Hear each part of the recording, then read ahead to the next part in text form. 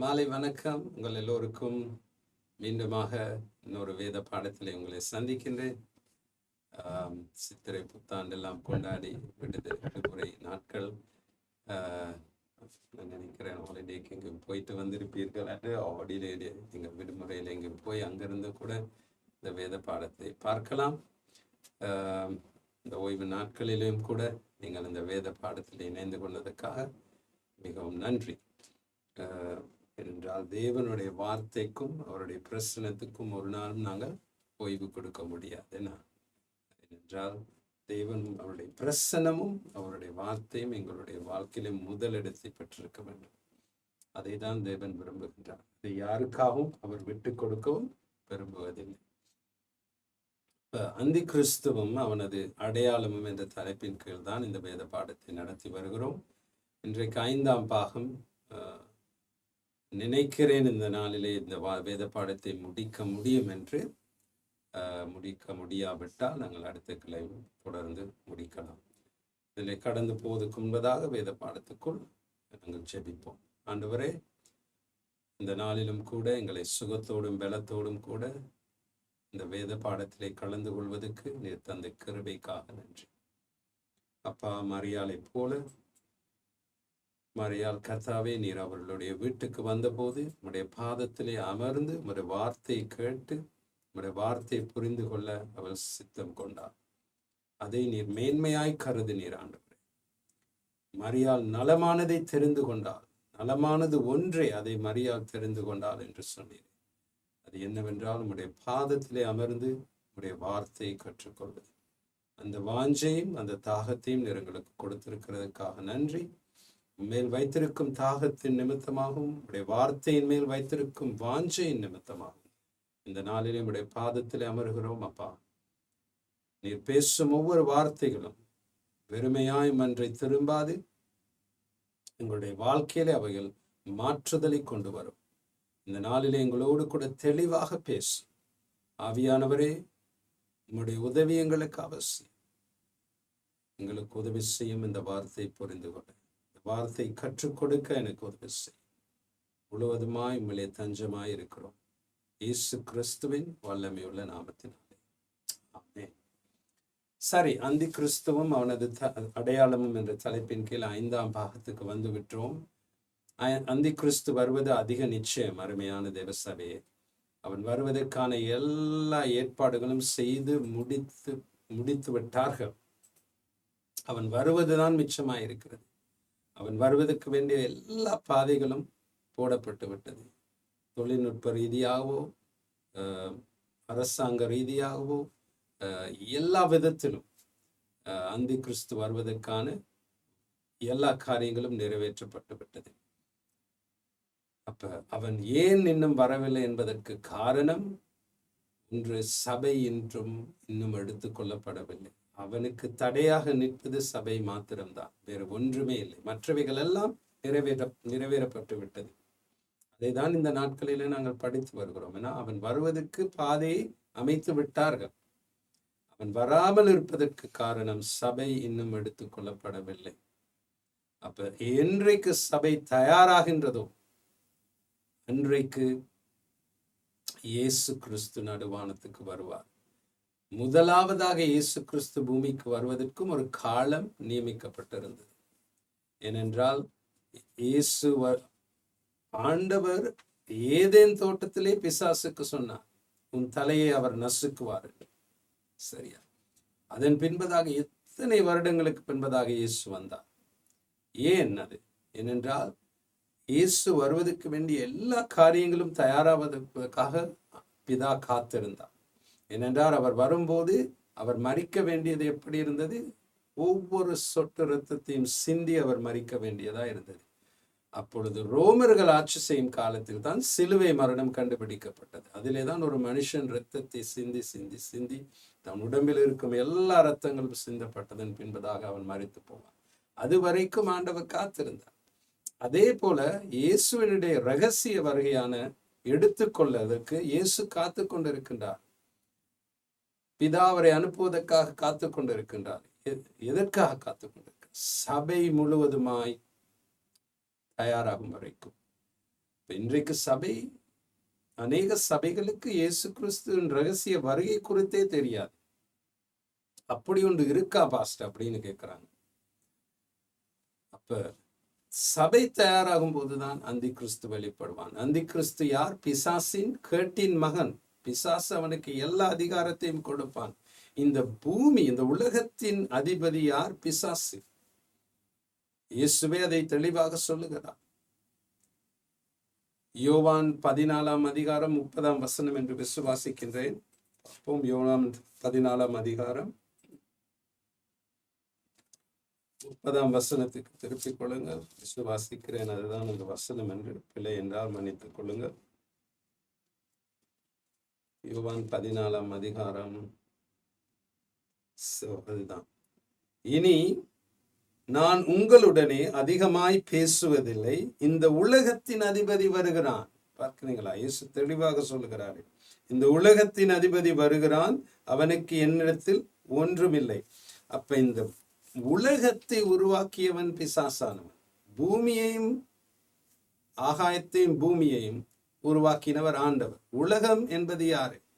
நீங்கள் இந்த உலகத்துக்குரியவர்கள் அல்ல என்று இயேசு சொன்னார்.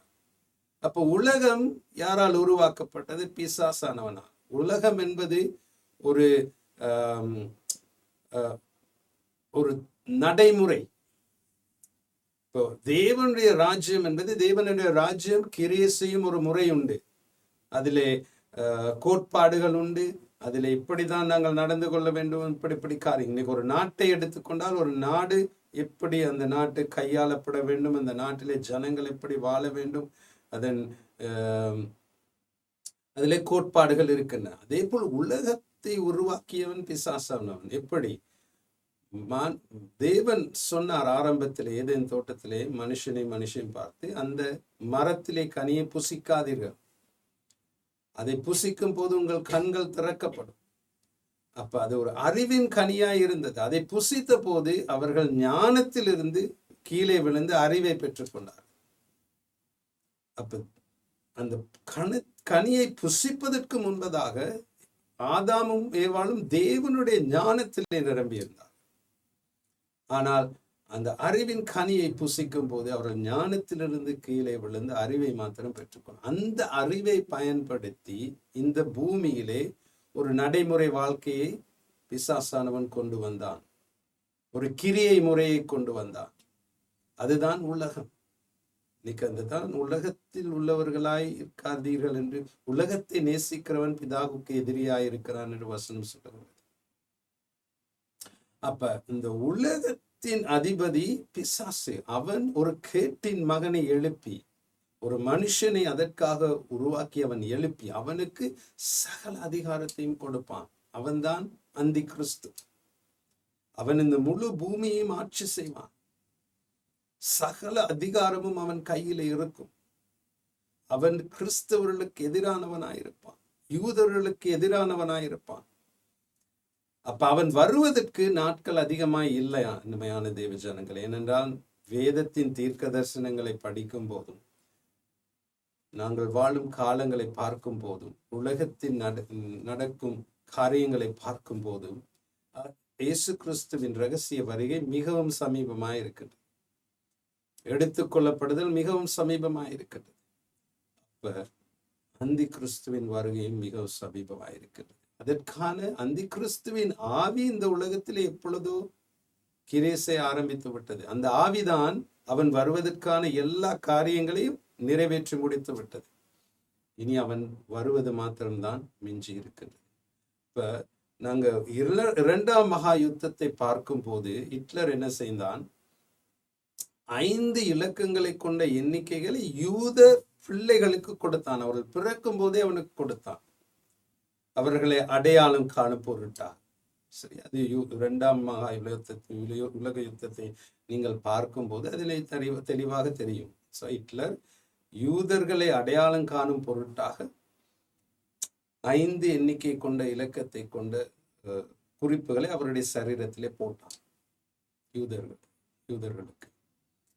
இப்ப இன்றைக்கு எடுத்துக்கொண்டால் அருமையானதாக ஜனங்களே, வெரிச்சிப் கம்பெனி ஒன்று இருக்கின்றது, ஆஸ்ட்கோ என்கிற ஒரு கம்பெனியும் இருக்கின்றது. இந்த 2 கம்பெனிகளும் நிறுவனங்களும் சேர்ந்து வெரிசிப், ஆஸ்ட்கோ, இந்த 2 நிறுவனங்களும் சேர்ந்து பிள்ளைகளை பாதுகாக்கும் ஒரு தொழில்நுட்பம் முறை என்பதை கொண்டு வந்து விட்டது. சரியா?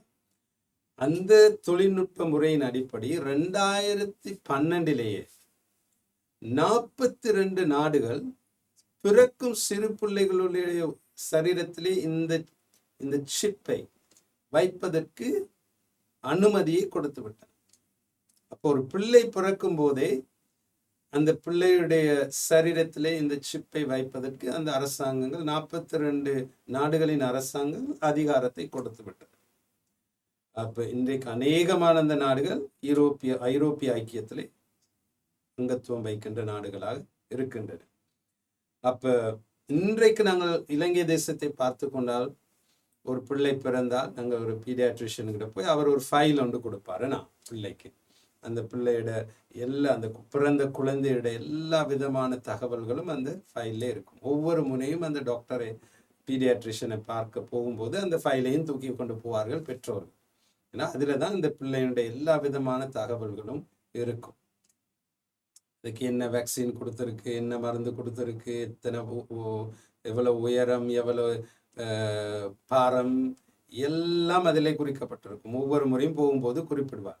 அதை இந்த நாடுகள் அகற்றிவிட்டு இந்த சிப்பை அந்த சிறு பிள்ளைக்குள் வைக்கும் போது எல்லா தகவல்களும் அதிலே வைக்கலாம். அதெல்லாம் இலகு. பெற்றோர்கள் ஃபைலை தூக்கி கொண்டு போக தேவையில்லை. ஃபைல் தொலைந்து போனாலும் பிரச்சனை இல்லை.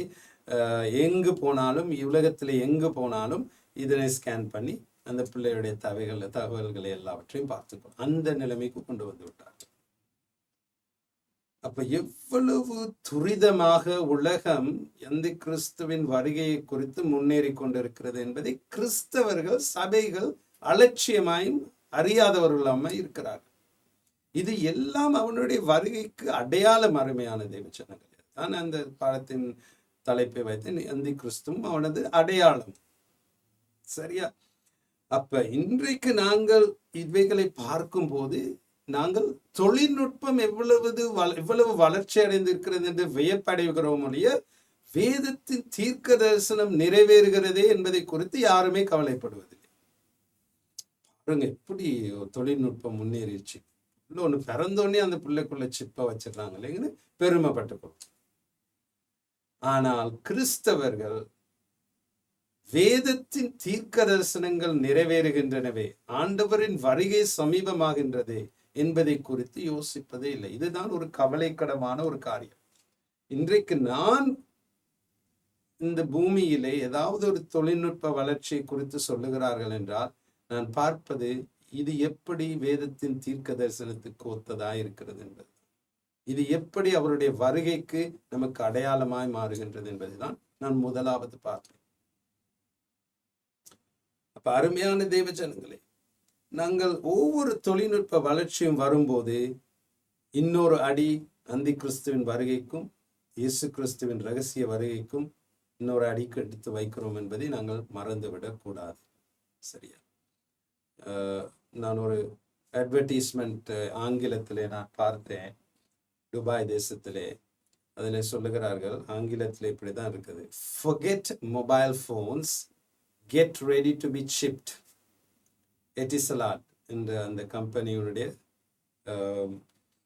அட்வர்டைஸ்மெண்ட் தான். அதில் என்ன சொல்றேன்னா, இனி வர கையடிக்க தொலைபேசியை மறந்து விடுங்கள், சிப்பை பெற்றுக்கொள்வதற்காக தயாராகுங்கள். அதுதான் அவர்களுடைய அந்த அட்வர்டைஸ்மெண்ட்ல சொல்லப்படுகின்றது.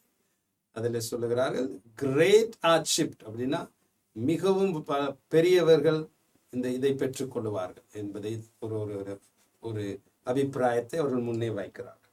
சரியா? அப்ப இதை நோக்கித்தான் உலகம் போய்கொண்டிருக்கின்றது.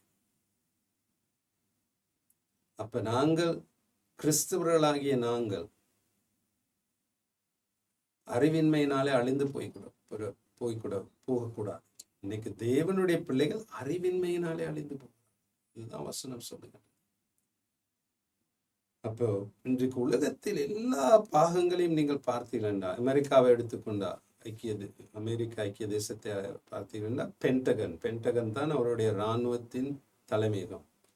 அப்போ அந்த பென்டகன்ல அமெரிக்க தேசத்தில் உள்ள எல்லா யுத்த வீரர்கள் மேலும், ஆர்மி, ஏர்ஃபோர்ஸ், நேவி எல்லாவற்றிலும் இருக்கும் இந்த யுத்த வீரர்களையும் இந்த சிப்பை அவர்கள் சரீரத்தில் வைப்பதற்கு அனுமதி கொடுத்து விட்டார்.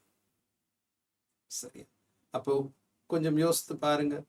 ஒரு மறுபிறப்பின் அனுபவத்தை பெற்றுக்கொண்டு இயேசுவை சொந்த இரட்சகராக ஏற்றுக்கொண்டு இயேசுவுக்காக வாழ விரும்புகிற ஒருவன் அந்த அந்த அமெரிக்க தேசத்தின் இராணுவத்தில் இருந்தால் அவன் இதை ஏற்றுக்கொள்ள முடியாது என்று சொன்னால் அவனுடைய நிலைமை என்ன? நான் இன்னொரு காரியத்தை வாசித்தேன். அமெரிக்க தேசத்திலே ஒரு பாடசாலையிலே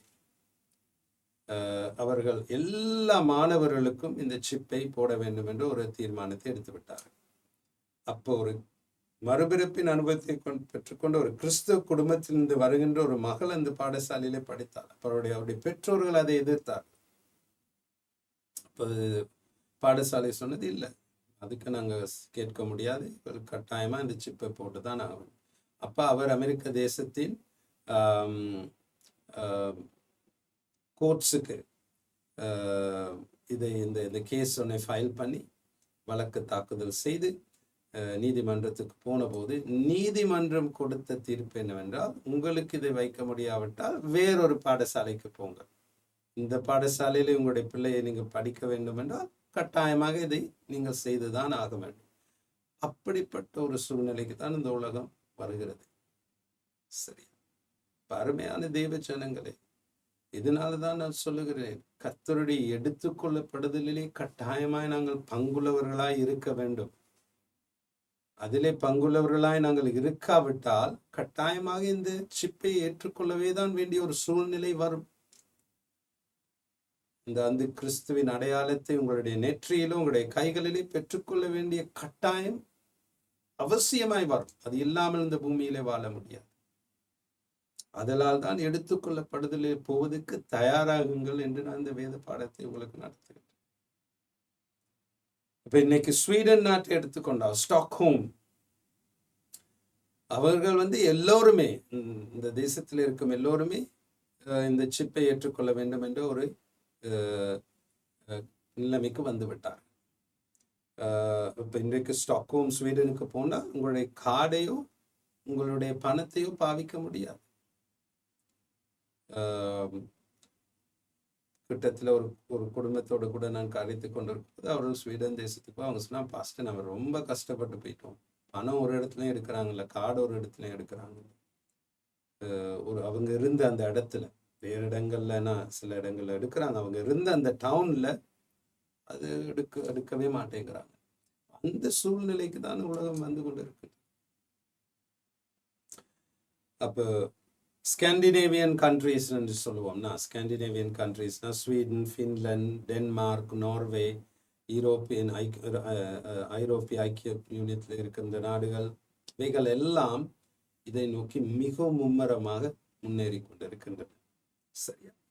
அப்ப அந்தி கிறிஸ்துவ அவன் வருவதற்கான அடையாளங்கள் எல்லாம் மிகவும் மிகவும் தெளிவா இருக்கின்றது. அதுதான் நான் உங்களுக்கு காண்பித்தேன்.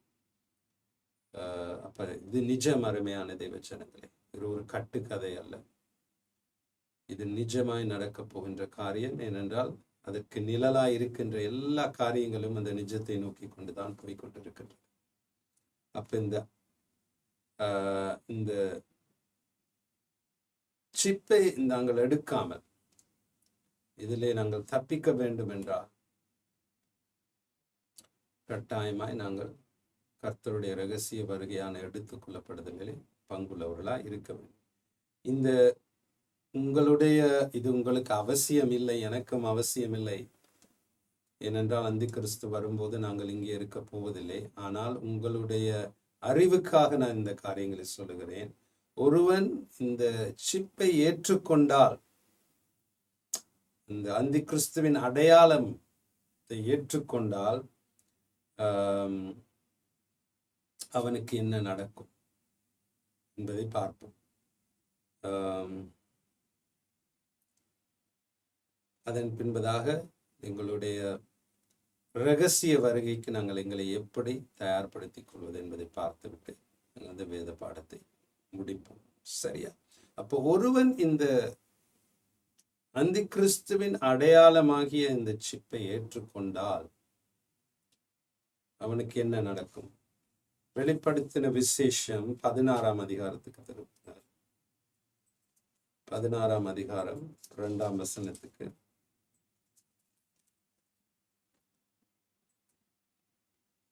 ஒருவன் இந்த அந்தி கிறிஸ்துவனால் கொடுக்கப்படுகின்ற அவனுடைய முத்திரை அடையாளம் அதனை ஏற்றுக்கொண்டால் அவனுக்கு என்ன நடக்கும்? சரியா? முதலாவது காரியம் பார்ப்போம். வெளிப்படுத்தின விசேஷம் 16ஆம் அதிகாரம் 2ஆம் வசனம். முதலாம் தூதன் போய் தன் கலசத்தில் உள்ளதை பூமியின் மேல் ஊற்றினான். உடனே மிருகத்தின் முத்திரையை தரித்தவர்களும் அதன் சொரூபத்தை வணங்கினவர்களும் ஆகிய மனுஷர்களுக்கு பொல்லாத கொடிய புண் உண்டாயிற்று. அப்ப முதலாவது காரியம் என்ன நடக்கும்? நான் இதை முந்தையும் உங்களுக்கு சொல்லிக் கொடுத்தேன். அந்த சிப்பை எடுத்துக்கொண்டால் 3 பாகங்கள் அதில் உண்டு. நான் அதில் சொன்னேன், நான் லித்தியம் பேட்டரி என்று. அப்ப அந்த லித்தியம் பேட்டரி கார்ல் சான்ஸ், இந்த சிப்பை கண்டுபிடித்தவர் தான் கார்ல் சான்ஸ். அவர் பாஸ்டன் யூனிவர்சிட்டியில ஒரு வைத்தியரிடத்துல கேட்கும் போது, இந்த லித்தியம் பேட்டரி சரீரத்துக்குள் இந்த சிப்பை வைத்ததன் என்பதாக அந்த லித்தியம் பேட்டரி உடைந்து அது சரீரத்துக்குள்ளே அதில் இருக்கும் அந்த திரவம் கசிந்தால் அந்த மனுஷனுக்கு என்னவாகும் என்று அவர் கேட்டபோது, குணமாக்க முடியாத ஒரு கொடிய புண்கள் அவன் சரீரத்திலே வரும் என்பதை அவர் சொன்னார். அதேதான் வேதம் சொல்லுகின்றது. என்ன சொல்லுகின்றது? மனுஷர்களுக்கு பொல்லாத கொடிய புண் உண்டாயிற்று. அதைதான் யோவான் காண்கின்றார். அப்ப தூதன், ஆண்டவர் சொல்லுகிறார் வானத்திலே, பரலோகத்திலே முதலாம் தூதனுக்கு, நீ போய் உன் கலசத்தில் உள்ளதை பூமியின் மேல் ஊற்று என்பது அவன் ஊற்றுகின்ற போது மனுஷருடைய சரீரங்களிலே பொல்லாத கொடிய புண் உண்டாயிற்று. அப்படி என்றால் சாத்தியம் என்னவென்றால், இந்த பூமியில அப்பொழுது இருப்பவர்கள் எல்லோரும் அந்தி கிறிஸ்துவின் அடையாளத்தை பெற்றுக்கொண்டவர். அதுதான் தெளிவாக வசனம் சொல்லுகிறது. பாருங்க, முதலாம் தூதன் போய் தன் கலசத்தில் உள்ளதை பூமியின் மேல் ஊற்றினான். உடனே மிருகத்தின் முத்திரையை தரித்தவர்களும், பாத்தீங்களா, மிருகத்தின் முத்திரையை தரித்தவர்களும் அதன் சொரூபத்தை வணங்கினவர்களும் மனுஷருக்கு பொல்லாத கொடிய புண் உண்டாயிற்று. அப்ப இந்த மிருகத்தின் முத்திரையை தரித்ததுன்னா அந்த சிப்பை ஏற்றுக்கொண்டவர்கள் தான். அப்ப அந்த சிப்பை, அந்த கலசத்தை தூதன் ஊற்றும் போது அதுல இருக்கும் அந்த காரியம், லித்தியம் பேட்டரியில இருப்பது, இந்த திரவம் வெளியே வருவதற்கு சாத்தியக்கூறுகள் இருக்கலாம். ஏனென்றால் யோவான் காண்கிறதை தான் அவர் எழுதுகிறார். சரியா? அப்ப இதற்கான அடிப்படை காரணம் இதுவாக இருக்கலாம். இதைத்தான் பாஸ்டன் யூனிவர்சிட்டியில இருக்கிற ஒரு மிகவும் பெரிய வைத்தியரும் உறுதிப்படுத்துகின்றார். அப்ப மிருகத்தின் முத்திரை பெற்றுக்கொள்கிறவர்களுக்கு நடக்கக்கூடிய முதலாவது காரியம் இது. சரியா? அது போல நாங்கள் வாசிப்போம். வெளிப்படுத்தின விசேஷம் 8ஆம் அதிகாரம் 6 தொடக்கம் 12. வெளிப்படுத்தின விசேஷம் 8ஆம் அதிகாரம் 6 தொடக்கம் 12. அப்பொழுது 7 எக்காலங்களை உடைய 7 தூதர்கள் இக்காலம் ஊதுகிறதற்கு தங்களை ஆயத்தப்படுத்தினார்கள்.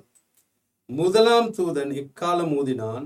அப்பொழுது இரத்தம் கலந்த கல்மழையும் அக்கினியும் உண்டாகி பூமியிலே கொட்டப்பட்டது. அதனால் மரங்களில் 1/3 பங்கு வெந்து போயிற்று, பசும் புல்லெல்லாம் எரிந்து போயிற்று. 2ஆம் தூதன் இக்காலம் ஊதினான். அப்பொழுது அக்கினியினால் எரிகிற பெரிய மலை போன்றதொன்று சமுத்திரத்திலே போடப்பட்டது. அதனால் சமுத்திரத்தின் 1/3 பங்கு இரத்தமாயிற்று. இது அருமையான தெய்வ ஜனங்களே, எண்ணத்தை கொடுத்து சொல்லுங்க, புவி வெப்பமடைதலை கொடுத்து சொல்லுங்க. சரியா? அப்ப இன்றைக்கு விஞ்ஞானிகள் அடுத்து மிகவும் பயப்படுகின்ற ஒரு காரியம் என்னவென்றால் புவி வெப்பம் அடைதல். இன்றைக்கு இந்த நாட்களிலே எங்களால் இருக்க முடியலைன்னா எப்படி வெப்பத்தை தாங்க முடியாமல் இருக்கின்றது. அப்ப இன்னும் அதிகமாய் புவி வெப்பம் அடைய போகின்றது. அதை குறித்து விஞ்ஞானிகள் மிகவும் பயப்படுகிறார். நான் இந்த சொல்லுகிற காரியங்களை குறித்து நீங்கள் பயப்பட வேண்டிய அவசியமே இல்லை. ஏன்? இவைகள் எல்லாம் நடக்கும் போது சபை எடுத்துக்கொள்ளப்பட்டிருக்கும். சரியா? சபை எடுத்துக்கொள்ளப்படுதல் இல்லாமல் போனால்தான் நாங்கள் பயப்பட வேண்டும். இந்த கலசங்கள் ஊற்றப்படும் போது சபை பரலோகத்திலே. ஆனா இதை ஏன் நான் உங்களுக்கு சொல்லுகிறேன் என்றால், உங்களுக்கு ஒரு அறிவு இருக்க வேண்டும். என்ன நடக்க போகிறது, என்ன நடந்து கொண்டு இருக்கின்றது, என்ன நடக்க போகின்றது என்பதை குறித்ததான ஒரு அறிவு இருப்பது அவசியம். யாராவது உங்களிடத்தில் கேள்வி கேட்டால் கூட அதை சொல்வதற்கு வேண்டியதான அறிவும் இருக்க வேண்டும். இப்ப இன்றைக்கு நாங்கள் எடுத்துக்கொண்டால் 40 செல்சியஸ். நேற்று நான் ஒரு வாட்ஸ்அப் மெசேஜ் யாரோ அனுப்பியிருந்தார் எனக்கு. அதை அவர்கள் சொல்றாங்க, இந்த வரப்போகிற நாட்களே இலங்கை தேசத்திலே சில வேளைகளிலே வெப்பநிலை 40 செல்சியஸுக்கு மேலாகவும் போகலாம் என்று. சரியா? அப்ப நாங்கள் மத்திய தரைக்கடல் நாடுகளை எடுத்துக்கொண்டால் அங்கு வெப்பம் மிகவும் அதிகம். சரியா? அப்ப சில நேரங்களிலே நான் பார்த்திருக்கின்றேன், அந்த கலலைட்ஸ் கூட அந்த வெப்பத்தினாலே உருகி விடுகிறது. அவ்வளவு வெப்பமா இருக்கிறது. இது 50 என்று வைப்போமே. சரியா? ஆனால் இனி வரப்போகின்ற விஞ்ஞானிகள் சொல்லுகிறார்கள், சோலா சுனாமி அப்படின்னு சொல்லுகிறார். சரியா? நம்ம சுனாமியை தான் கேள்விப்பட்டிருக்கிறோம். சுனாமினா கடல் பொங்கி பெருகி நிலத்தை வந்து மூடுதல், அதை தான் கேள்விப்பட்டிருக்கோம். ஆனால் விஞ்ஞானிகள் இப்பொழுது சோலா சுனாமியை குறித்து பேசுகிறார். சோலா சுனாமி என்றால் சூரியன் அதாவது 17 வருட அந்த சுழற்சியை நிறைவேற்றுகின்றது என்று, ஆதலால் இது வந்து அந்த வெப்ப கதிர்களை அதிகமாய் வீச போகின்றது என்று சொல்லுகிறார். எனக்கு அது அதிகமாய் தமிழில் விளங்கப்படுத்த தெரியவில்லை. வெப்ப கதிர்களை சூரியன் இனி வரப்போகிற நாட்களில் அதிகமாய் வீச போகின்றது. அதுதான் சோலா சுனாமி. அப்ப 2025 இது மிகவும் அதிகமாக மோசமடைய போகின்றது என்று விஞ்ஞானிகள் கணிக்கின்றார்கள். அப்ப அருமையான தேவ ஜனங்களே, நாங்கள் வெளிப்படுத்தின விசேஷத்திலே காரியங்களை வாசிக்கும் போது அது எப்படி நடக்கும் என்பது என்னங்க வசனம் சொல்லுகிறது என்றால், முதலாம் தூதன் இக்காலம் ஊதினான், அப்பொழுது இரத்தம் கலந்து கல்மலையும் அக்கினியும் உண்டாகி பூமியிலே கொட்டப்பட்டது. அக்கினி பூமியிலிருந்து எங்கு கொட்ட? ஆண்டவரா கொட்டுறார் இல்ல, சூரியன் அதை வீசும் அக்கினி. சோலா சுனாமி. சரி, அதை தேவன் அனுமதிப்பார். இன்றைக்கு அருமையான தேவ ஜனங்களே, எபிரேயர் புத்தகத்தை நீங்கள் வாசிக்கும் போது அங்கு சொல்லப்படுகின்றது, சிருஷ்டிப்பு யாவும் அவருடைய வார்த்தையினாலே கட்டப்பட்டிருக்கின்றது. அப்ப இன்றைக்கு இந்த பூமி சுழலுகின்றது, சூரியன் அதே இடத்துல இருக்கின்றது, கோள்கள் எல்லாம் சுழலுகின்றது, எல்லாம் ஒரு சரியான அமைப்பு முறையிலே, சரியான விதத்திலே, சரியான வேகத்திலே எல்லாம் ஒன்றொன்று தன் தன் செயல்களை சரியாக செய்திருப்பதன் காரணம் அவருடைய வாயின் வார்த்தையின் வல்லமையினால். இன்னைக்கு சூரியன் 1 சென்டிமீட்டர் சரி முன்னே வந்துச்சுன்னா நாங்கள் எல்லாம் எரிந்து போய்விடும். சூரியன் 1 சென்டிமீட்டர் சரி பின்னாக போனால் நாங்கள் எல்லாம் ஐஸ் கட்டியில அப்படியே உறைஞ்சு போய்விடும். அப்படிதான் தேவன் உருவாக்கிட்டு இருக்கின்றார் இந்த பூமியை. அப்ப அந்த சூரியன் அதே இடத்தில் இருக்கின்றது, பூமி அதே வேகத்திலே சுழலு. இதையெல்லாம் தேவனுடைய வார்த்தையினால் தான் ஆகின்றது. ஆண்டவர், அருமையான தேவ ஜனங்களே, வேறு ஒன்றுமே இதை இப்படி தாங்க முடியாது. அப்ப தேவன் சூரியன் சுனாமியை, அந்த சோலா சுனாமியை அனுப்புவதற்கு அனுமதிப்பார். அப்பொழுது என்ன நடக்கின்றதாம்? இரத்தம் கலந்த கல்மலையும் அக்கினியும் உண்டாகி பூமியில் கொட்டப்பட்டது. அதனால் மரங்களில் 1/3 வெந்து போயிற்று, பசும் புல்லெல்லாம் எரிந்து போயிற்று. இது புவி வெப்பமடைதலுக்கான ஒரு காரணம். அருமையானது. சரியா?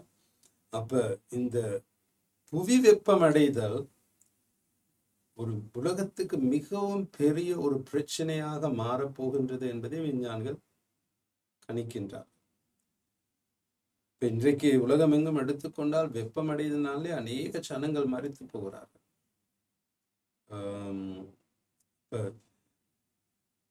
இப்ப இந்த வெப்பம் அடையும் போது இந்த சரீரத்திலே விஞ்ஞானிகள் அந்த கால்சான் சொல்வதென்றால், பூமி வெப்பம் அடைதல் அதிகமாகும் போது இந்த சரீரத்திலே உள்ள புகுத்தப்பட்டிருக்கின்ற அந்த சிப்பில் இருக்கின்ற லித்தியம் பேட்டரி வெடிப்பதற்கு அநேக சாத்தியக்கூறுகள் இருக்கின்றன. சரியா? அப்ப இதெல்லாம் நாங்கள் வேதத்தை வாசிக்கும் போது வேதம் விஞ்ஞானமும் ஒத்துதான் போகும். அருமையான தேவஜனங்களே, வேதம் ஒரு நாள் விஞ்ஞானத்துக்கு முரண்படாது. தேவன் தான் எல்லாவற்றையும் உருவாக்கினார். அப்ப தேவன் உருவாக்கினதான் விஞ்ஞானிகள் கண்டுபிடிக்கிறார்கள். அப்ப தேவன் சொல்வதற்கும் அவர்கள் கண்டுபிடிப்பதற்கும் ஒரு ஒருமைப்பாடு காணப்பட வேண்டும். சரி, இரண்டாவது காரியத்தை பார்ப்போம். இப்ப நாங்கள் பார்க்கிறோம் என்ன, இந்த பயோசிப்பை ஏற்றுக்கொள்ளும் போது அவருடைய ஏற்றுக்கொள்ளவர்களுக்கு என்ன நடக்கும், முதலாவது காரியத்தை நான் காண்பித்தேன். சரியா? அதுதான் இந்த லித்தியம் பேட்டரி உடையும் போது அவருடைய சரீரத்திலே கொடூரமான புண் ஏற்படும், குணமாக்க முடியாது. இரண்டாவது காரியத்தை பார்ப்போம். வெளிப்படுத்தின விசேஷம் 14ஆம் அதிகாரம் 9-13. வெளிப்படுத்தின விசேஷம் 14ஆம் அதிகாரம் 9-13. அவர்களுக்கு பின்னே 3ஆம் தூதன் வந்து மிகுந்த சத்தமிட்டு மிருகத்தையும் அதன் சொரூபத்தையும் வணங்கி அதன் தன் நெற்றியிலாவது தன் கையிலாவது அதன் முத்திரையை தரித்து கொள்ளுகிறவன் எவனோ அவன் தேவனுடைய கோபாக்கினை ஆகிய பாத்திரத்திலே கலப்பில்லாமல் வார்க்கப்பட்டு அவருடைய உக்கிரகமாகிய மதுவை குடித்து பரிசுத்த தூதர்களுக்கு முன்பாகவும் ஆட்டுக்குட்டியானவருக்கு முன்பாகவும் அக்கினியினாலும் கந்தகத்தினாலும் வாதிக்கப்படுவான். அவர்களுடைய வாதையின் புகை சதா காலங்களிலும் எழும்பும். மிருகத்தையும் அதன் சொரூபத்தையும் வணங்குகிறவர்களுக்கு அதனுடைய நாமத்தின் முத்திரையை தரித்துக் கொள்ளுகிற எவனும் இரவும் பகலும் இளைப்பாறுதல் இராது. தேவனுடைய கற்பனைகளையும் இயேசுவின் மேலுள்ள விசுவாசத்தையும் காத்து கொள்ளுகிறவர்களாகிய பரிசுத்தவான்களுடைய பொறுமை இதிலே விளங்கும் என்று கூறினான். அப்ப அருமையான தேவச்சனங்களை என்னங்கன வசனம் சொல்லுகின்றது என்றால், அவருடைய முத்திரையை பெற்றுக்கொண்டு அவனை வணங்கினவர்களுக்கு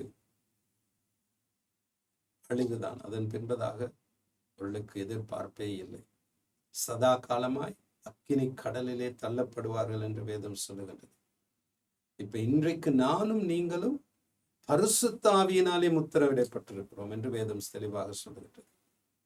பரிசுத்த ஆவியினாலே நாங்கள் அபிஷேகம் பண்ணப்படும் போது என்ன செய்யப்படுகிறோம்? பரிசுத்த ஆவியினாலே முத்திரையிடப்படுகிறோம். அப்ப பரிசுத்த ஆவியினாலே முத்திரையிடப்பட்டவர்கள் தேவனுடைய பிள்ளைகள். அவர்கள் பரலோகத்துக்கு சொந்தமானவர்கள்.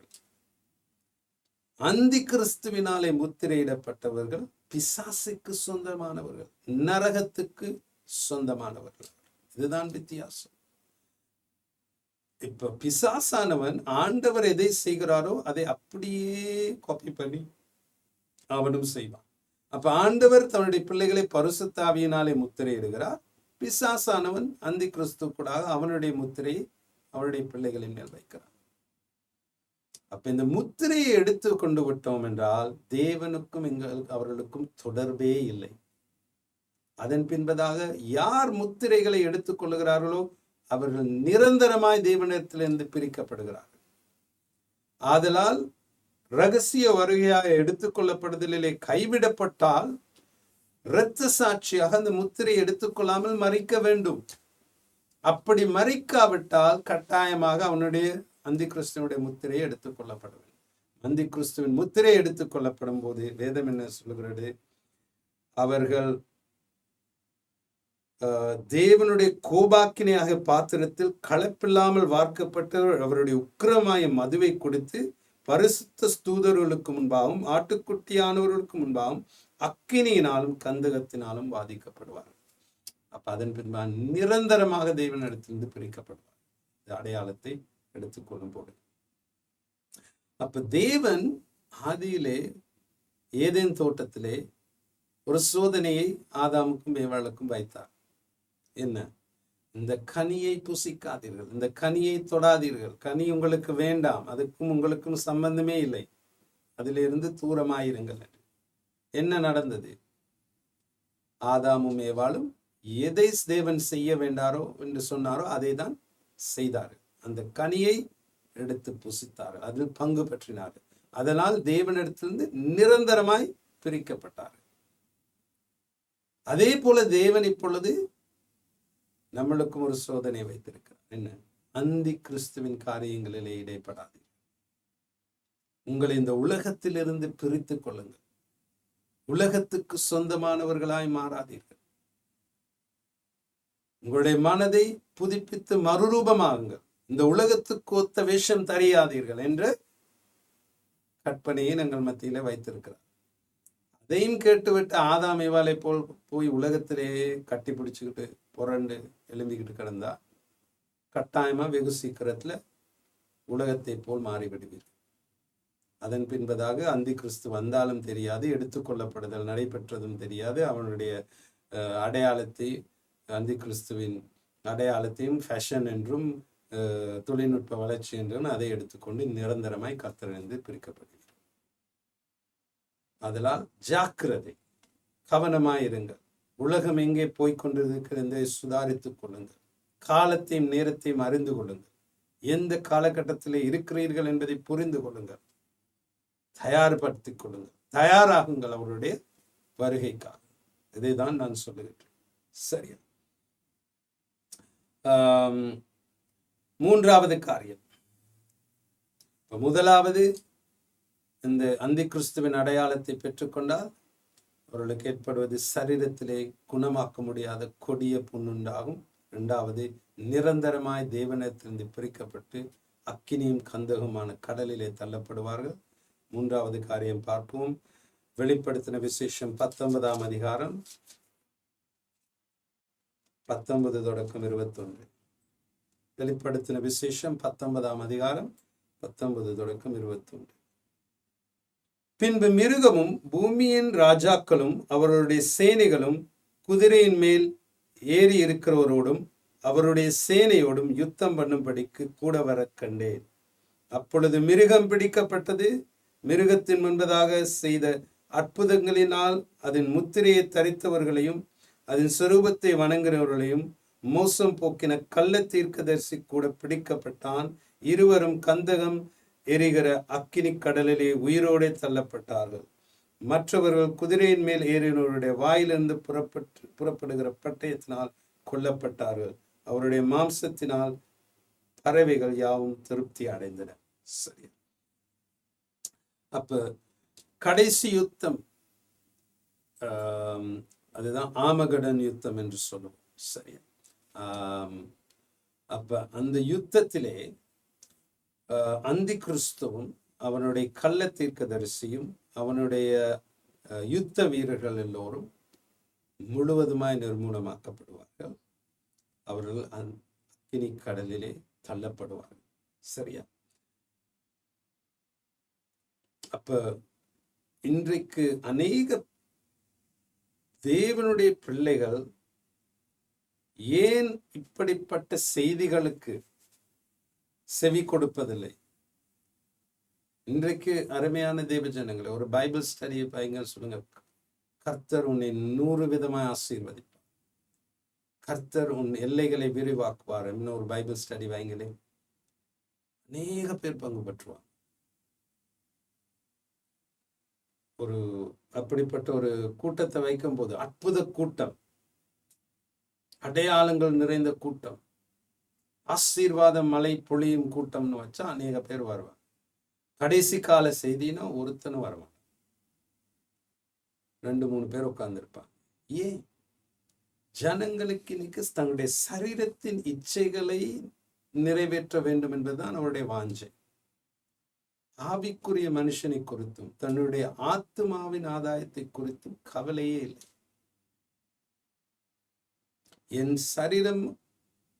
என் சரீரத்தின் இச்சையும் என் சரீரத்தின் வாஞ்சைகளும் நிறைவேறப்பட்டால் போதும் என்கின்ற ஒரு கிறிஸ்தவ வாழ்க்கையை தான் நாங்கள் வாழ ஆசைப்படுறோம். அப்ப அருமையான தெய்வ ஜனங்களை, வேதம் சொல்லுகின்றது, உன் ஆத்துமாவை ஆதாயப்படுத்திக்கொள். ஒரு மனுஷன் மரிக்கும் போது அவனுடைய சரீரம் பூமிக்கு போய்விடும். ஆனால் அவனுடைய ரட்சிக்கப்பட்ட ஆவியும் அவனுடைய ஆத்மாவும் தான் தேவனிடத்துக்கு. இப்ப இன்னைக்கு சரீரத்தின் இச்சைகளை நிறைவேற்றுவதற்காக உங்களுடைய ஆவிக்குரிய மனுஷனையும் ஆத்மாவையும் உதாசீனம் செய்யாதீர்கள். ஆதலால் தேவனுடைய ராஜ்யத்தில் பங்குள்ளவர்களா இல்லாமல் போய்விடாதீர்கள். இப்ப இன்னைக்கு அருமையான தேவ ஜனங்களே, இன்னைக்கு அநேகர் தங்களுடைய சரீரத்தை எங்கே புதைப்பது என்பது அவங்களுக்கு ஒரு பெரிய ஒரு பிரச்சனை. நான் இறந்து போனா எனக்கு புதைக்கிறதுக்கு ஒரு இடம் இருக்கும். இன்னைக்கு அநேகர் சில சபையில அங்கத்தவர்களாய் இருப்பதும் இந்த தங்களுக்கு புதைக்கிறதுக்கு ஒரு இடம் தேவை என்பதுக்காக. சத்தியத்தை தெரிஞ்சு சத்தியத்தை அறிஞ்சும் இங்கு போனா எங்களுடைய ஆத்மாவுக்கு ஆதாயம் உண்டு, ஆவிக்குரிய மனுஷனுக்கு வளர்ச்சி உண்டு, அதனால் இங்கு போக வேண்டும் என்பது இருந்த ஒரு வாஞ்சை இருந்தாலும் வரமாட்டாங்க. ஐயோ அங்க போனா எனக்கு புதைக்கிற இடம் தான். அருமையான தேவ ஜனங்களே, கொரோனா நேரம் சில பேருக்கு அவங்களுடைய சரீரம் கிடைக்கவே இல்லை. கொரோனா நேரம் என்ன நடந்துச்சு? எல்லாத்தையும் போட்டு எரிச்சிட்டாங்க. அப்போ உங்களுக்கு அந்த கொரோனா நேரம் அப்படி சரீரமே கிடைக்காமல் எரிக்கப்பட்ட அநேகருக்கு நல்ல அவங்களுக்குன்னு சொந்தமான ஒரு அடக்கம் பண்ணுவதற்கு ஒரு இடமும் இருந்திருக்கலாம். அதுல என்ன பிரயோஜனம்? இன்னைக்கு உங்களுடைய சரீரத்தை குறித்து அதிகமாய் சிந்தித்து உங்களுடைய ஆவிக்குரிய ஆதாயங்களை இழந்து விடாதீர்கள். எப்பொழுதும் உங்களுடைய ஆவிக்குரிய மனுஷனுக்கு முதலிடத்தை கொடுங்கள். உங்களுடைய ஆத்மாவை ஆதாயப்படுத்துவதற்கு முதலிடம் கொடுங்கள். இந்த சரீரம் பூமிக்கு திரும்பி போய்விடும். சரி, இன்னைக்கு அநேக கிறிஸ்தவர்களுடைய பிரச்சனையே என் சரீரத்தின் இச்சைகளை நிறைவேற்ற. இதனாலதான் நாங்க அநேக பேர் தேவனுடைய காரியங்களிலே பின்வாங்கி போயிருக்கின்றோம். தேவனுடைய சத்தியங்களை அறியாமல் இருக்கின்றோம்.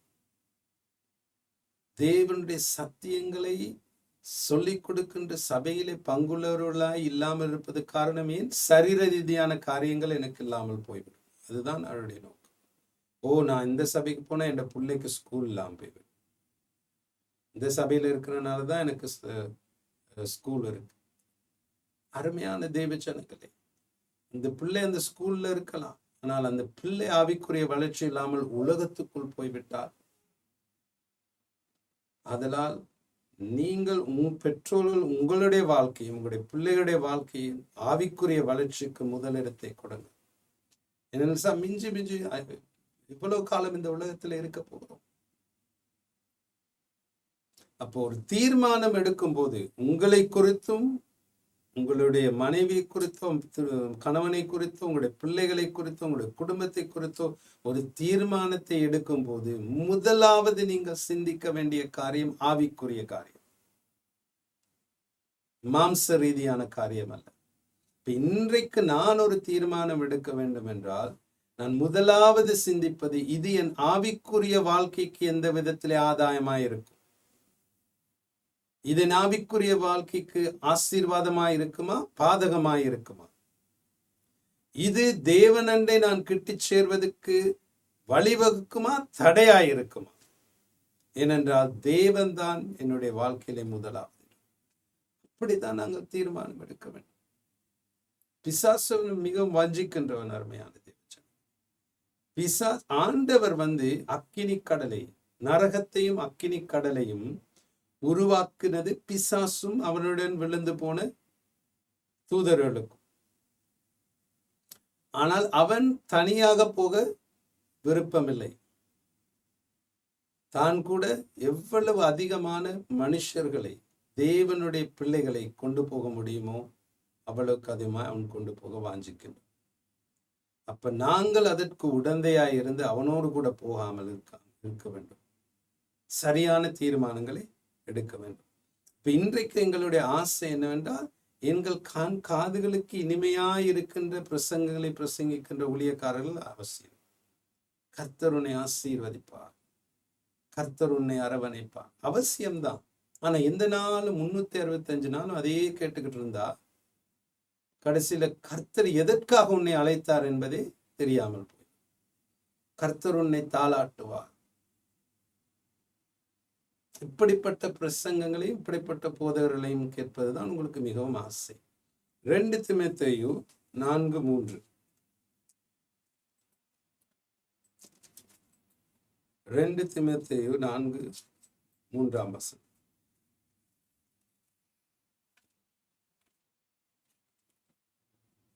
2 தீமோத்தேயு 4:3. ஏனென்றால் அவர்கள் ஆரோக்கியமான உபதேசத்தை பொறுக்க மனதில்லாமல்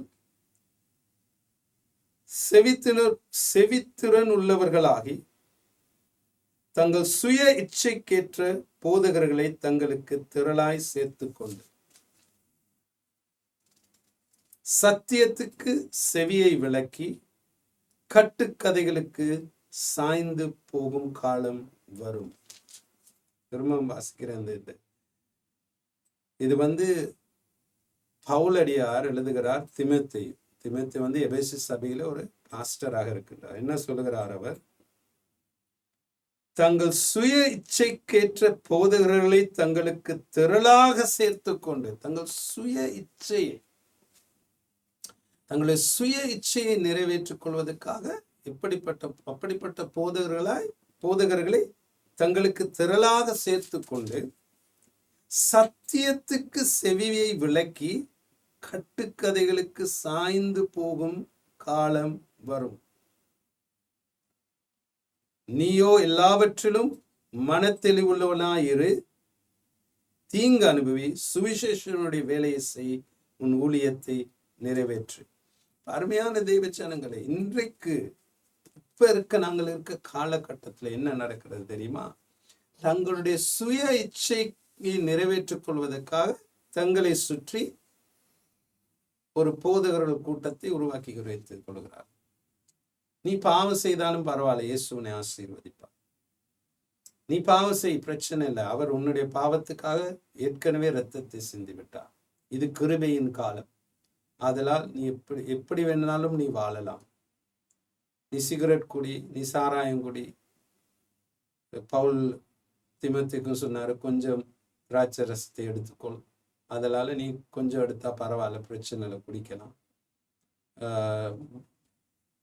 நீ விவாகரத்து செய்யாம கூட இன்னொரு பொண்ணோட இருக்கலாம். இப்படிப்பட்ட போதனைகள் ஒரு மிகவும் சுதந்திரமான வாழ்க்கை, உலகத்துக்கும் கிறிஸ்தவனுக்கும் ஒரு வேறுபாடு இல்லாத வாழ்க்கை. உலகத்தை போல் சபை மாறுகின்ற ஒரு காலத்துக்கு வந்துவிட்டோம். ஏனென்றால் தங்களுடைய இச்சைக்கு ஏற்ற விதமான போதகர்களை குவித்து வைத்துக் கொள்கிறார். அதனால்தான் இப்படிப்பட்ட வேத பாடங்கள் மனுஷர்களுக்கு தெரியவே இல்லை. இப்படிப்பட்ட வேத பாடங்களை நடத்துவர்களையும் கண்ணாலையும் காட்டிக்கொள்ளாதவங்களுக்கு, இவனுக்கு வேற வேலையே இல்லை, இயேசு வருகிறார் ரகசிய வருகை அப்படின்னு என்னைய பிடிச்செல்லாம் ஏசுவாங்களா? நோவா வெள்ளம் வருகின்றது என்று 100 வருஷம் பிரசங்கிச்சான், யாருமே கேட்கல. வெள்ளம் வந்து அவர்களை வாரிக்கொண்டு போகும் வரைக்கும் உணர்வற்றவர்களாய் இருந்தார்கள் என்று வேதம் சொல்லுகிறது. அதே நிலைமை தான் இன்னைக்கும். இயேசு சொன்னாரு மத்தேயு 24ஆம் அதிகாரத்திலே, கடைசி நாட்கள் நோவாவின் காலத்தில் இருக்கும் நாட்களை போல இருக்கும். இன்னைக்கு சபையும் அப்படிப்பட்ட சூழ்நிலையில் தான் இருக்கின்றது. மனம் திரும்புங்க. கடினமான வார்த்தையில் கேளுங்க. தேவன் உங்களை திருத்தி அமைப்பதற்காக வார்த்தைகளை கொண்டு வருகிறார். அவைகளை கேட்டு மனம் திரும்பி மனஸ்தாப்பட்டு வாழ்க்கையை மாற்றிக்கொள்ளுங்க. ஏனென்றால் வருகை மிகவும் சமீபமாயிருக்கின்றது. சரியா? அப்ப அருமையான தேவ ஜனங்களே, எப்படி கடைசியாக நான் சொல்லிட்டு இதை முடிக்கிறேன். எவ்வளவு நேரம் இருக்கு? சரி, இதை சொல்லி இன்னைக்கு பைபிள் ஸ்டடியை முடிச்சேன். எப்படி நான் என்னை ரகசிய வருகைக்கு தயார் பண்ணி கொள்வது என்பதை மிகவும் சுருக்கமாக நான் சொல்லி முடித்து விடுகிறேன் இந்த வேத பாடத்தை. முதலாவது, நான் மறுபிறப்பின் அனுபவத்தை பெற்றுக்கொண்டிருக்க வேண்டும். ரகசிய வருகையிலே நான் போக வேண்டும் என்றால் மறுபிறப்பின் அனுபவத்தை பெற்றுக்கொண்டிருக்க வேண்டும். மறுபிறப்பின் அனுபவம் இல்லாமல் தேவனுடைய ராஜ்யத்திலே பிரவேசிக்கவே முடியாது. சரியா?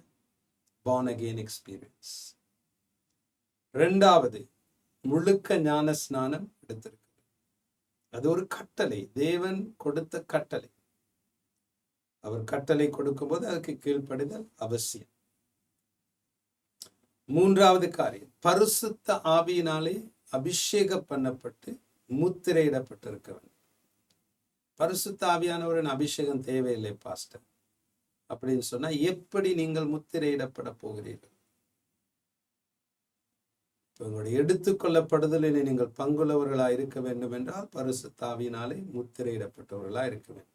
நான்காவது காரியம், வேறு பிரிக்கப்பட்ட வாழ்க்கை. தேவனுக்காக உலகத்தின் ஒத்த வேஷம் தெரியாமல் உங்களை வேறு பிரித்து தேவனுக்காக பிரியமாக வாழுகின்ற ஒரு வாழ்க்கை. ஐந்தாவது, சுவிசேஷம் அறிவிக்கிறவர்களாயிருங்கள். தேவனை பிரதிநிதித்துவப்படுத்துகிறவர்களாயிருங்கள். சுவிசேஷத்தை அறிவியுங்கள். ஆறாவது காரியம், அவருடைய வருகைக்கு ஒவ்வொரு நாளும் எதிர்பார்ப்போடு இருங்கள். ஒவ்வொரு நாளும் விழிக்கும் போது, இந்த நாளிலே ஆண்டவர் வரக்கூடும், ஆண்டவரே நீர் வருகைக்காக நான் எதிர்பார்த்து கொண்டிருக்க. ஏழாவது காரியம், கடைசி பரியந்தம் விசுவாசம் உள்ளவர்களாய். ஆமென். இந்த 7 காரியங்களையும் நினைவிலே வைத்துக் கொள்ளும். இப்படிதான் உங்களை அவருடைய ரகசிய வருகைக்கு தயார்படுத்திக் கொள்ள முடியும். இப்ப இன்றைக்கு நாங்கள் அந்தி கிறிஸ்துவும் அவனுடைய அடையாளமும் என்ற தலைப்பின் கீழான வேத பாடத்தை முடிக்கிறோம். இந்த வேத பாடம் உங்களுக்கு ஒரு எச்சரிப்பையும் அறிவையும் கொண்டு வந்திருக்கும், உங்களை ஆயத்தப்படுத்தும் என்று விசுவாசிக்கின்றேன் அவருடைய வருகைக்காக. ஏனென்றால் ஃபாதர்ஸ் ஹவுஸ் நாங்கள் மிகவும் தீவிரமாய் விசுவாசிப்பது என்னவென்றால், அவருடைய வருகை மிகவும் சமீபமாக இருக்கின்றது. அவருடைய வருகைக்கு எங்களை தயார் பண்ணி கொள்ள வேண்டும் என்பதை தான் நாங்கள் விசுவாசிக்கின்றோம். அப்போ சுவிசேஷம் அறிவித்து ஆத்துமாக்களை ஆதாயப்படுத்துவது எங்களுடைய வலதுகரமாயிருப்பது போல எங்களுடைய இடதுகரம் அவருடைய வருகைக்கு எங்களை தயார்படுத்திக் கொள்வது. இந்த 2 காரியமும் சபையிலே நடக்க வேண்டும். இந்த 2 காரியத்தை குறித்தும் நாங்கள் சபையிலே பிரசங்கிக்க வேண்டும், போதிக்க வேண்டும், சபையை தயார்படுத்த வேண்டும். இந்த 2 காரியங்களை நாங்கள் செய்யும் போது இந்த பூமியிலே ஆசீர்வதிக்கப்பட்டவர்கள், ஒரு குறைவில்லாமல் நிறைவாய் வாழும். ஏனென்றால் அவருடைய சித்தத்தை நாங்கள் செய்யும் போது தேவன் எங்களை ஆசீர்வதிப்பார். ஒரு குறைவில்லாமல் நிறைவாய் எங்களை பாதுகாத்து வழி நடத்துவார். இந்த 2 காரியத்துக்கும் நீங்கள் எப்பொழுது முக்கியத்துவம் கொடுக்கிறீர்களோ அப்பொழுது தேவனுடைய அபரீதமான ஆசீர்வாதமான வாழ்க்கையை வாழ்ந்து, நீண்ட நாட்கள் வாழ்ந்து, சுகமாய் பலனாய் வாழ்ந்து தேவனை மகிமைப்படுத்துகிறோம். ஆமென். சரி, நாங்கள் ஜெபித்து இந்த வேத பாடத்தை முடிப்போம். அருமையான ஆண்டவரே, இத்தனை நாட்கள் இந்த வேத பாடத்தை செய்து அதனை நல்ல முறையிலே செய்து முடிக்க தந்த கிருபைக்காக உமக்கு நன்றி செலுத்துகின்றேன். இதனை நாங்கள் உம்முடைய பலன் இல்லாமல், உம்முடைய அனுகிரகம் இல்லாமல் செய்து முடித்திருக்க முடியாதப்பா. எங்களுடைய பலத்தினால் அல்ல ஆண்டவரே, உம்முடைய கிருபையினாலும் நீர் தரும் பலத்தினாலும் நாங்கள் எல்லாவற்றையும் செய்து முடிக்கிறோம். அப்பா, நான் விசுவாசிக்கின்றேன் உம்முடைய சித்தம் இந்த வேத பாடத்துக்கூடாக நிறைவேறி இருக்கும் என்று. ஆவியானவரே, நீர் தந்த உதவிக்காக நன்றி. அது மாத்திரமல்ல ஆவியானவரே, நீர் அநேகருடைய கண்களை திறந்து இயேசு கிறிஸ்துவின் இரகசிய வருகைக்கான முக்கியத்துவத்தை அவருடைய இருதயங்களிலே உணர செய்திருக்கிறதுக்காக நன்றி. இந்த வேத பாடத்திலே கலந்து கொண்ட ஒவ்வொரு பிள்ளைகளுடைய வாழ்க்கையிலும் இந்த வார்த்தைகள் பெரிதான ஒரு மாற்றுதலை கொண்டு வந்திருக்கும் என்று நான் விசுவாசிக்கிறேன். அப்பா, இலங்கை தேசத்திலே கர்த்தாவே உம்முடைய நாமத்தை தரித்து உம்முடைய நாமத்துக்கென்று வாழும் அநேக ஜனங்கள் தங்களை உம்முடைய வருகைக்காக தயார்படுத்திக் கொள்ள நீர் கிருபை செய். சபைகள் ஒவ்வொன்றிலும் கர்த்தாவே உம்முடைய வருகையின் நாட்கள் நெருக்கமாய் இருக்கின்றது, நெருங்கி இருக்கின்றது என்ப இந்த உணர்வை ஏற்படுத்தியது. சபைகள் தயாராகட்டும் அப்பா. ஆண்டவரே, ஊழியக்காரர்கள் தயாராகட்டும். ஊழியக்காரர்கள் தங்களுடைய சபைகளை தயார்படுத்தட்டும் அப்பா. ஆண்டவரே, உம்முடைய சபைகள் இந்த தேசத்திலே உமக்கு ஒளியாய் மாறட்டும். ஆண்டவரே, அநேக ஆத்துமாக்களை ஆதாயப்படுத்தி கொள்ளட்டும் அப்பா. கர்த்தாவே, இருளிலே இருக்கின்ற ஜனங்கள் ஒரு பெரிய வெளிச்சத்தை சபைக்கூடாக இந்த தேசத்திலே காண செய்யும். எங்கெங்கெல்லாம் எங்களை நீர் உம்முடைய பிள்ளைகளாய் வைத்திருக்கிறீரோ, உம்முடைய பிரதிநிதிகளாய் வைத்திருக்கிறீரோ, உம்முடைய தூதுவர்களாய் வைத்திருக்கிறீரோ, அந்த ஒவ்வொரு இடங்களிலும் எங்களுடைய வெளிச்சம் பிரகாசிக்கட்டும் அப்பா.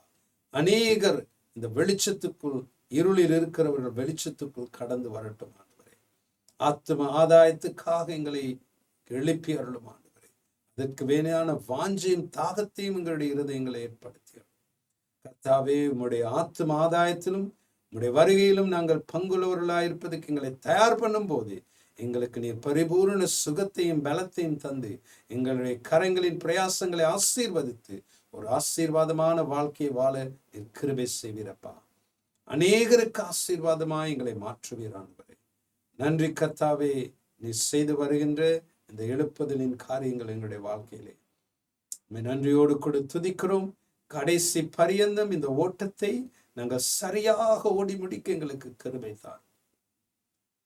கடைசி பரியந்தம் விசுவாசம் உள்ளவர்களாய் விழுந்து போகாதபடி நின்று வெற்றி சிறக்க எங்களுக்கு கிருபை செய் கர்த்தாவே. இடது பக்கமோ வலது புறமோ நாங்கள் பார்க்காதபடி உம்முடைய வார்த்தையை கர்த்தாவே தியானித்து இரவும் பகலும் கர்த்தாவே உம்மோடு கூட நடந்து கடைசி பரியந்தம் உம்முடைய வருகையில பங்குள்ளவர்களாயிருக்க எங்களுக்கு கிருபை செய்தருளும் ஆண்டவரே.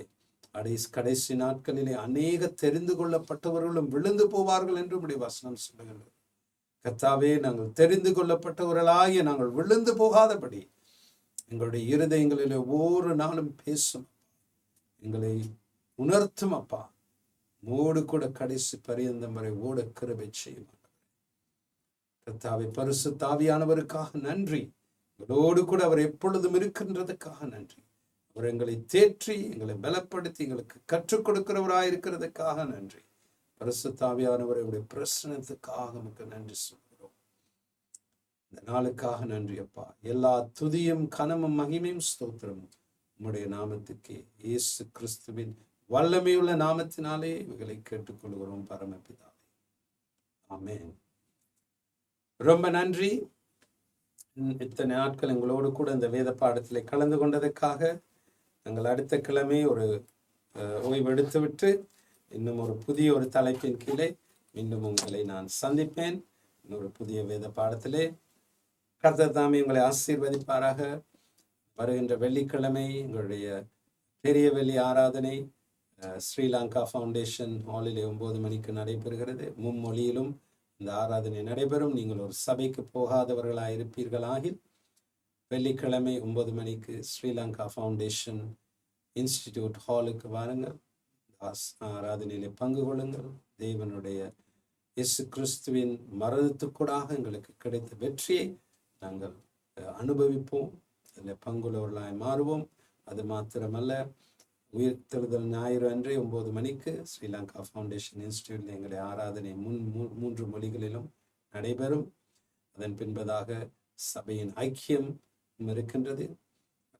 நீங்கள் சபைக்கு ஒரு போகாதவர்களாக இருப்பீர்கள், ஆனால் வாருங்கள், உயிர்த்தெழுதல் ஞாயிறு ஆராதனையிலே பங்கு கொள்ளலாம். சபை ஐக்கியத்திலும் நீங்கள் பங்கு கொள்ளலாம். சபையின் அங்கத்தவராய் நீங்கள் இருப்பது ரொம்ப முக்கியம். அது தேவனால் கொடுக்கப்பட்ட ஒரு கட்டளை. கர்த்தர் தாமே உங்களை ஆசீர்வதிப்பாராக. அவருடைய கிருபை உங்களோடு கூட இருப்பதாக. கடைசி பரியந்தம் நீங்கள் அவரோடு கூட இந்த ஓட்டத்தை ஓடி சரியாக இந்த ஓட்டத்தை முடிக்க